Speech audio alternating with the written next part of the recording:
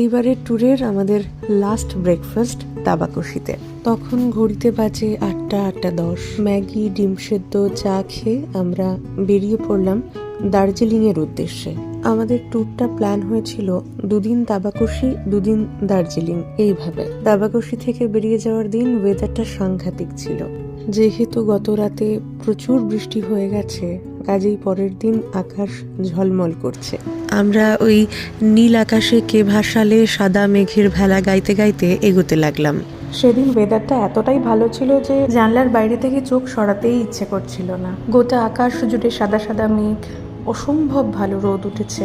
আমরা ক্রমশ ওপরে উঠছি। নিচে তাকালে ছোট থেকে আরও ছোট হয়ে যাচ্ছে গ্রামটা। আমার প্রথম পাহাড় দেখা 2014 সালে। তারপর যেখানেই যতবারই গেছি ওই প্রথমবারের স্মৃতি কিন্তু সঙ্গেই রয়েছে। ভুলতে পারিনি, ভুলতে পারবও না। আমাদের এই ট্রিপটাও খুব সুন্দর হলো। 2 দিন দাবাকশির ওই নিস্তব্ধতাকে এতটাই আপন করে নিয়েছিলাম যে ওখান থেকে বেরিয়ে যখন দার্জিলিং উঠছি মনটা খারাপ হয়ে যাচ্ছিল, আবার আনন্দও হচ্ছিল খুব।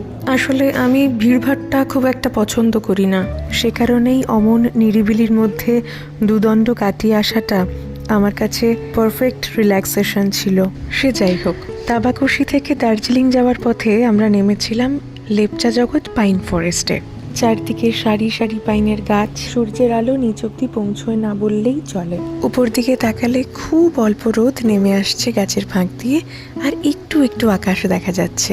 সব মিলিয়ে চমৎকার লাগছিল। ভারী সুন্দর জায়গা, কিন্তু ওই যে গত রাতে বৃষ্টি হওয়ায় কাদা হয়ে রয়েছে, বড্ড পিছল। আমি তো ধুপুস করে পড়েও গেলাম, জিন্সটায় কাদা মাখামাখি হলো। সে যাকে, ওই যে বললাম দাবাকশি থেকে দার্জিলিং যাওয়ার পথে লেপচা জগৎ পাইন ফরেস্টে দাঁড়িয়েছিলাম, আর দাঁড়িয়েছিলাম ঘুম মনিস্ট্রিতে। মনটা একেবারে শান্ত হয়ে গেল। সেই শান্ত মন নিয়ে আবার চেপে বসলুম গাড়িতে। ওরে বাবা, চেপে বসাই সার, গাড়ি তো এগোচ্ছেই না। কেন না, গরমের ছুটিতে সব বাঙালিরা দার্জিলিংয়ে ছুটি কাটাতে চলে এসেছেন। আমাদের যিনি ড্রাইভার দাদা ছিলেন উনি কি বলছিলেন জানো? উনি আমাদের জিজ্ঞেস করছেন, আপ বাঙালি লোক কিউ বারবার দার্জিলিং আতে হো। আমি জানি আমি হিন্দিটা খুব খারাপ বলি, মানে ওনার প্রশ্নটা এটাই ছিল।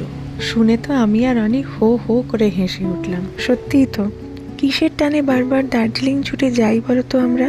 যাই হোক, সেই রহস্যের অন্বেষণ পরে কখনো হবে। আপাতত আমরা হোটেলে গিয়ে ফ্রেশ হয়ে রেডি হয়ে দুজন মিলে ঘুরতে বেরোলাম ম্যালে। ম্যাল একদম গম গম করছে, কত রকম মানুষ এসেছেন।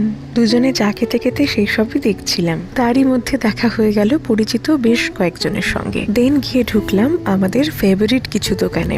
নেক্সট ভিডিওতে বলি সেটা।